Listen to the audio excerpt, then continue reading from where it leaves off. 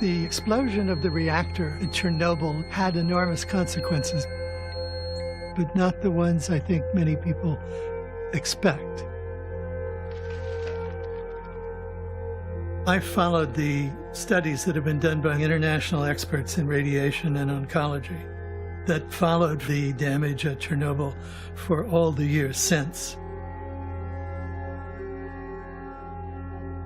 The damage that was caused to people by the fallout from that worst of all nuclear power accidents has been remarkably limited.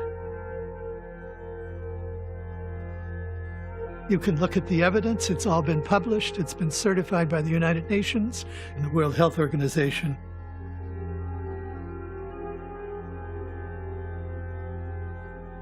What's so striking is just to go read the original World Health Organization documents and read the public health reports. Was that a shock to you? It was a complete shock to me. I mean, there was a period where I'm reading all the Chernobyl stuff, and I kind of am not believing it because it was so out of sync with what I had come to believe. Literally hundreds of thousands of people were involved in the clear-up operation. They're known as liquidators, and they got some really significant doses of radiation. Their doses are known, and their health has been studied ever since. And even in that large number of people who are very heavily irradiated, 40 or 50 people have died so far, and a few thousand may have shortened lifespans due to cancer in future decades. And there had never been any children born deformed from Chernobyl, according to the best authoritative science we've got from the United Nations. So people have substantially been fed an urban myth, really, about what the impacts of Chernobyl actually were. I mean, I've got books full of it. 1 million people dying right now or have died because of Chernobyl, and it's only 25 years ago. How many millions more will Chernobyl kill? 40% of the European landmass is radioactive.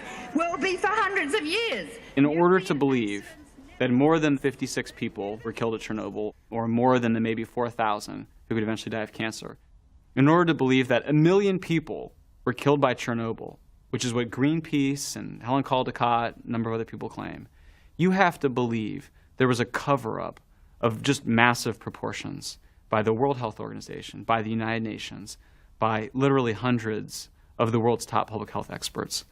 It's so absurd of an idea, and it's exactly the same thing global warming deniers think.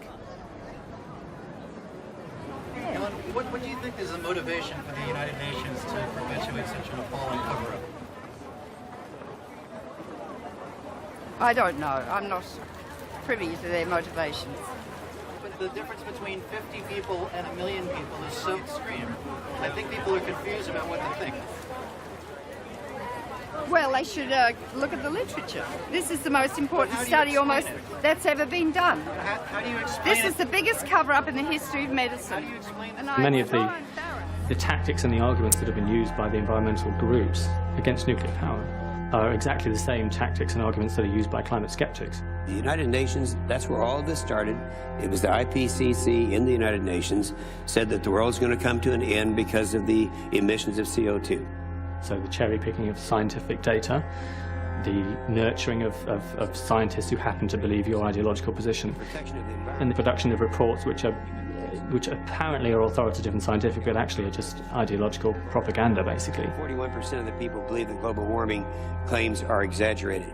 Climate change deniers are idiots. But they're saying the same I don't thing. care about them. They are denying science. We're going back into the dark ages. If they're saying the same How thing dare they deny science? Not to understand science and medicine in this day and age is more than irresponsible. How do you square these two conflicts? I can't.